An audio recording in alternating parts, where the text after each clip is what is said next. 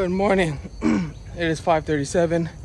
It is November 8th. Is that right? Hey, it's my brother's birthday today. It's funny, my brother and I, and my wife, it's a Monday, by the way. Monday is get your week started. My mile. Get your week started today. Plan it out as best as you can. Pick out big things that needs to be accomplished. Get it done. Set it up so that when the time comes, then you're ready to implement it. Yeah, I was saying that it's funny that my brother and I and my wife were all spaced apart in the month of November by 4 days.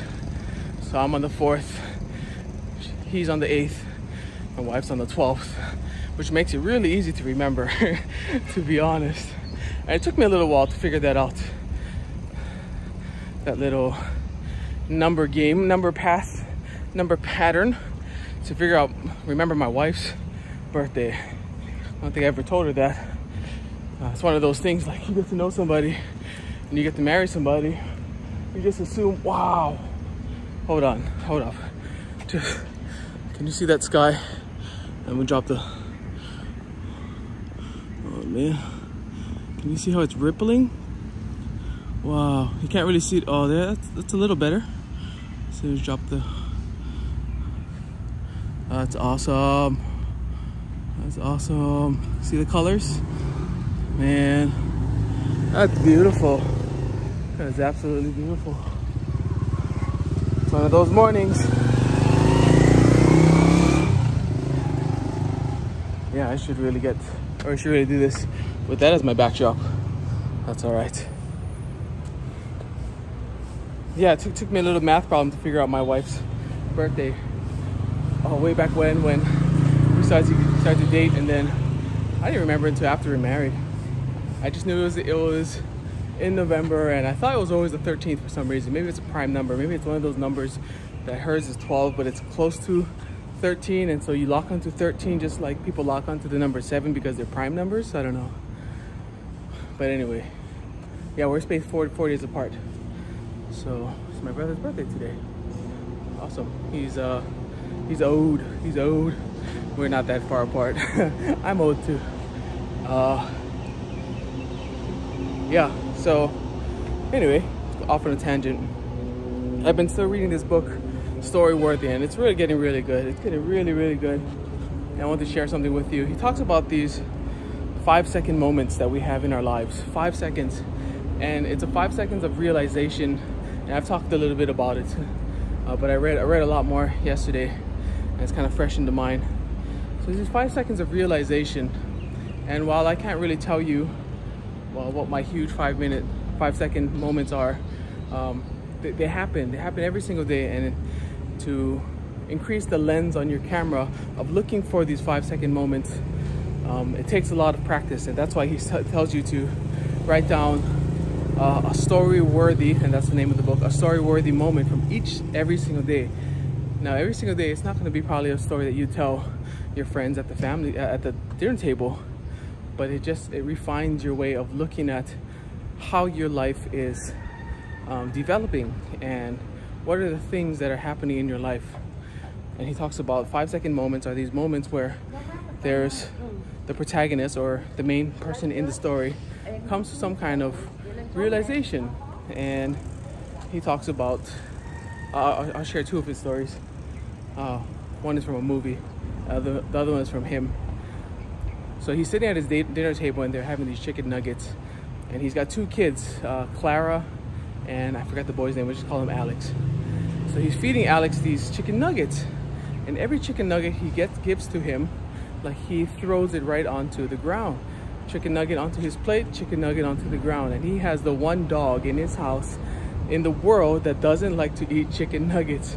So they're just ending up on the floor. And he's getting a little frustrated because he knows that his daughter never ever throws food. Clara never throws food. So why is Alex throwing food onto the ground? So he gets upset with himself. He tells him to stop, but he doesn't stop. Puts more food on there, and then he throws the food back onto the ground. So he looks over to his wife, and he tells his wife, what are we going to do about this problem?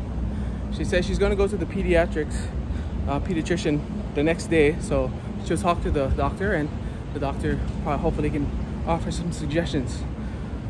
So fast forward to the next week, they're at the dinner table again, and they're eating again, and Alex continuing to throw food onto the table. He remembers that he had asked his wife to go talk to the pediatrician, so he leans over and he asks his wife, so what did the doctor say? He says the wife gets silent.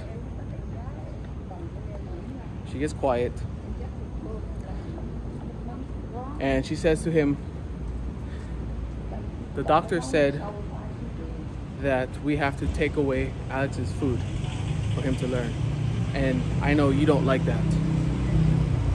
And he says, I'm right. She's right. I don't like that. And he says, why would you think I don't like that?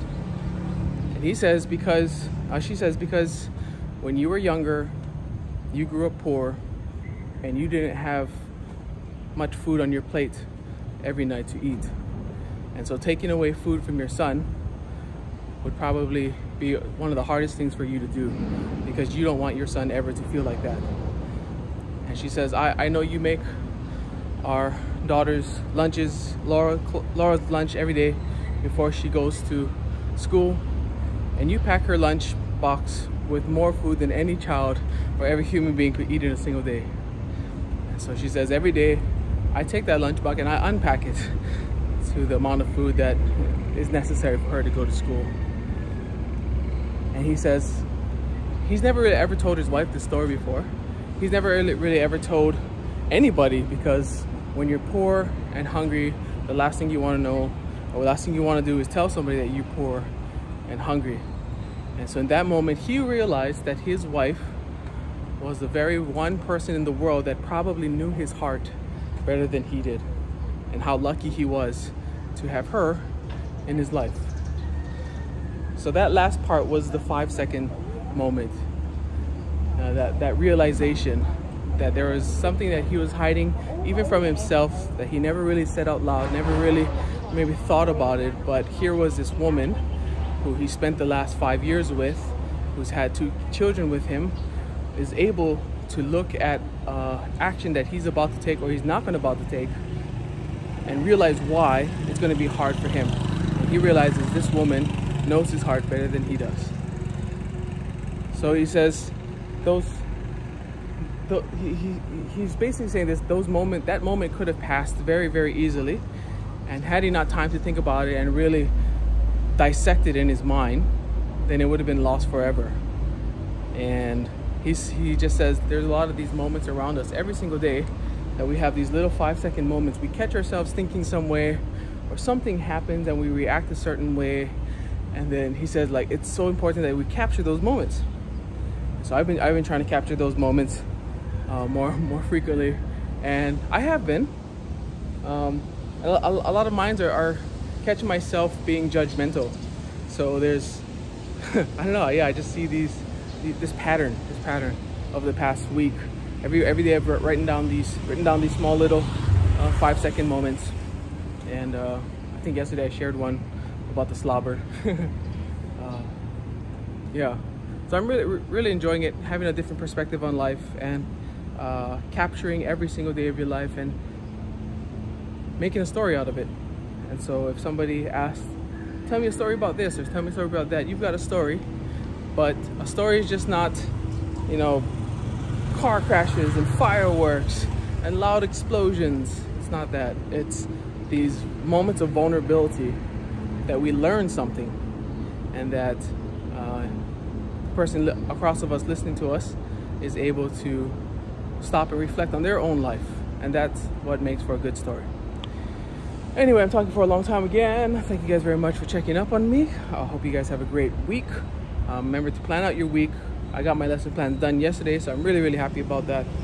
And then this morning, I freed up my morning this morning to really focus on one little project that I have to get done. So yeah, that's awesome. Thank you guys very much for saying hello. If you please like this video, if you're still here at the end, drop a comment down in the comment section. I promise I will reply to you, and I thank you very much for all of your time and your ears. Thanks for listening. Yeah, self-discipline is the name of the game. Keep it up. I'll be back here tomorrow, rain or shine, and I love you guys. All right, aloha. Take care.